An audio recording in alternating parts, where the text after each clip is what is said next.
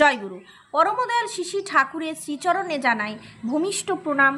আপনাদের প্রতি প্রত্যেককে জানাই রানন্দিত জয়গুরু। আজ ইষ্ট প্রসঙ্গে বর্তমান আচার্যদেবের কয়েকটা কথা আমরা আলোচনা করব। আমাদের খুব সৌভাগ্য যে পরমদয়াল শিশি ঠাকুর আমাদের জন্য আচার্য পরম্পরা রেখেছেন।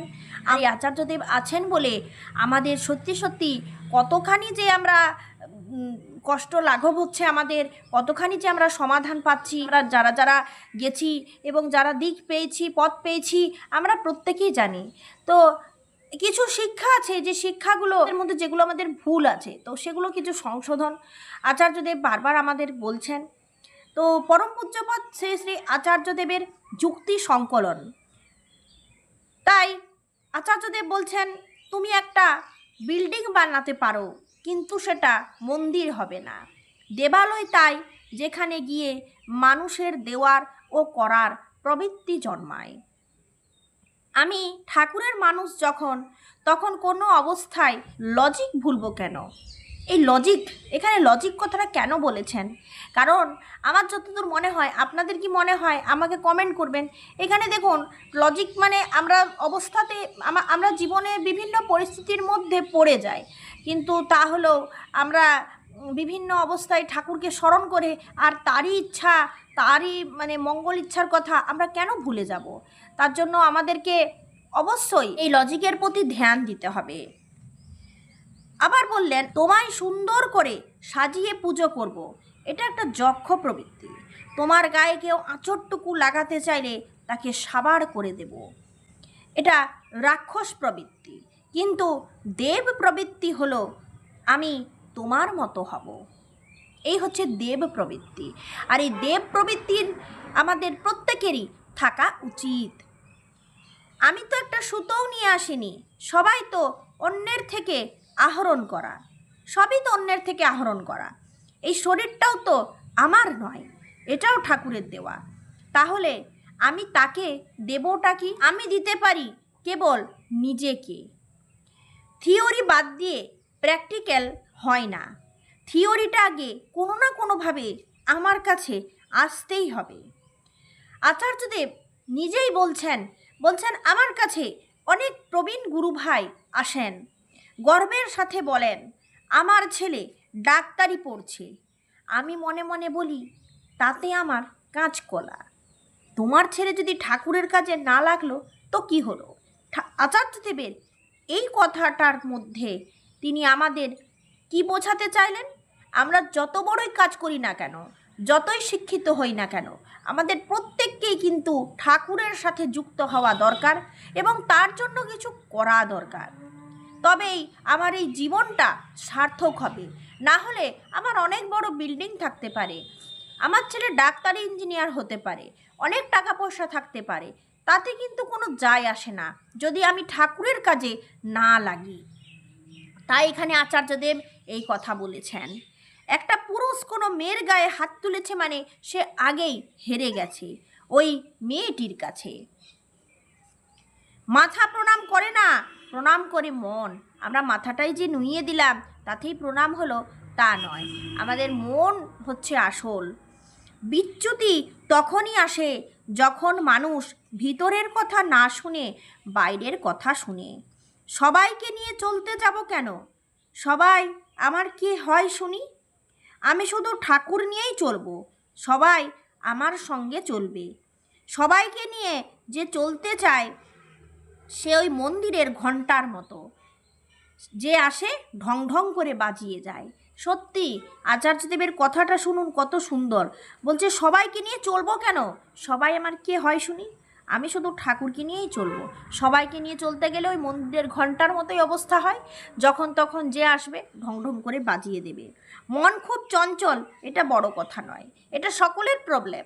অনেক বাচ্চার মায়েরা, সন্তানের মায়েরা আসেন আচার্যদেবের কাছে নিবেদন করতে, এইটাই নিবেদন করেন যে আমার ছেলে কথা শোনে না, আমার ছেলের পড়ায় মনোযোগ নেই, পড়াতে মন দিতে পারছে না, মন চঞ্চল। বয়স্ক মানুষেরও মন চঞ্চল, এটাও অনেকভাবে নিবেদন হয়।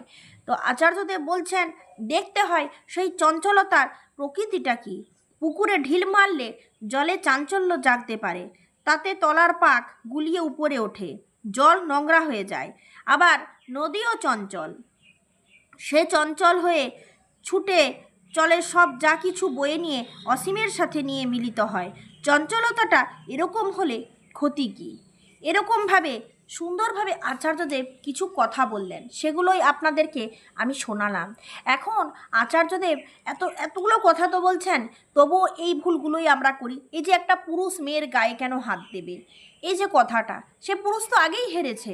তো এখন দেখা যায় দাম্পত্য জীবনে কলহতে প্রায় একটা পুরুষ একটা মেয়ের গায়ে হাত তুলছে, অশান্তি বেড়ে চলেছে। এরকম কত ঘটনা প্রতিনিয়ত আমরা দেখতে পাচ্ছি। এরপর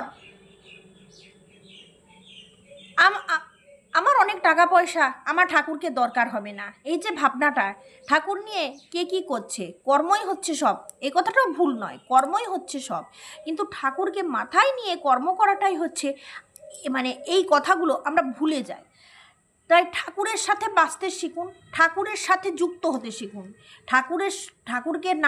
ঠাকুরকে নিয়ে চললে কি হয়, ঠাকুরকে না নিয়ে চললে কি হয়, এই পার্থক্যটা অনেকবার ধরে আমরা আলোচনা করেছি। আজকে আমার ছেলে ছোট আছে, তাকে আমি খাইয়ে দিচ্ছি, পরিয়ে দিচ্ছি, তাকে স্কুল পাঠাচ্ছি, এবং সে আমার হাতের নাগালে, হাতের বশে আছে। কিন্তু 10 বছর পর যখন আমার ছেলেকে আমাকে বাইরে ছেড়ে দিতে হবে, আমি হয়তো তার খোঁজও পাবো না, খবরও পাবো না। সে হয়তো নিজের তালে নিজেই ব্যস্ত থাকবে, কিন্তু আমি তো মা, আমি কিভাবে তার আমি তো এতদিন অভ্যস্ত হয়ে এসেছি, সে আমার সন্তান, তার খেয়াল রাখা, তার খোঁজ রাখা, কিন্তু তার যখন খোঁজ পাবো না, অনেক যখন দেরি হবে বাড়ি ফিরতে, যখন সে নিজের তালে ব্যস্ত থাকবে, সে আমাকেও ভুলে যাবে খবর দিতে। যখন এমন সময়টা আসবে, তখন আমি কিন্তু তার সাথে আমার ঠাকুরকে দিতে পারি, আমার ঠাকুরকে আমি বলতে পারি যে ঠাকুরকে আমি বলতে পারি, ঠাকুর আমার ছেলে তোমার সাথেই থাকলো, তুমি দেখো, তুমি ওর মঙ্গল করো, তোমার ইচ্ছা ওর মধ্যে পূরণ হোক, এ কথাটা বলতে পারি। এই দিনের জন্য ঠাকুরকে দেওয়া, এই দিনের জন্য ঠাকুরকে ভালোবাসা। আমি জানি আমি গ্যারেন্টি দিতে পারবো না আমার ছেলেটা তোমার মেয়ের সাথে মিশলো কিনা, তোমার ছেলেটা আমার মেয়ের সাথে পালিয়ে গেল কিনা, আমি বলতে পারবো না। কিন্তু আমার ঠাকুর যদি থাকে, আর সেই নীতি আদর্শ যদি আমি ছেলে মেয়েকে মানুষ করে থাকি, তাহলে বাজে সংস্রবটা আসবে না। আমি জানি আমার ছেলে, প্রত্যেকটা ছেলে একটা স্টেজে এসে সে নেশা করে, সে সব কিছুটাকে অনুভব করার চেষ্টা করে, বাইরের জগতে আসে। কিন্তু আমি যদি আমার ছেলেকে ছোট থেকে ঠাকুরের আদর্শে মানুষ করি, সে অবশ্যই ভালো মন্দটাকে বুঝতে পারবে। আমার যতই টাকা থাকুক না কেন, ঠাকুর যদি আমার ছেলের সাথে থাকে এবং সেই আদর্শে সে যদি ঠিক মতো মানুষ হয়, আমি বুঝতে পারবো যে আমার ছেলেটা ভালো মন্দ বুঝতে পারবে, বাজে সংস্রবে যাবে না, কারণ সে জানে আমি ঠাকুরের সন্তান। ঠাকুরের সন্তানরা কখনো এমন করেন না, কিন্তু যে ঠাকুরের নয়, সে ঠিক বুঝতে পারবে যে বাইরের জগৎটাকেও কিছু এনজয় করতে হয়, বুঝতে হয়, তাই সে বাজে সংস্রবে মিশতে তার আপত্তি কোথায়? কিন্তু ঠাকুর মাঝখানে আপত্তি হয়ে দাঁড়াবে যদি সন্তানটা ঠাকুরের হয়ে থাকে। এখানেই দীক্ষা দেওয়া না দেওয়ার এখানেই প্রশ্ন আসে যে আমি অনেক বড় লোক, আমার অনেক টাকা পয়সা আছে, আমার দীক্ষা না নিলেও চলবে, দীক্ষা নিয়ে কি হবে?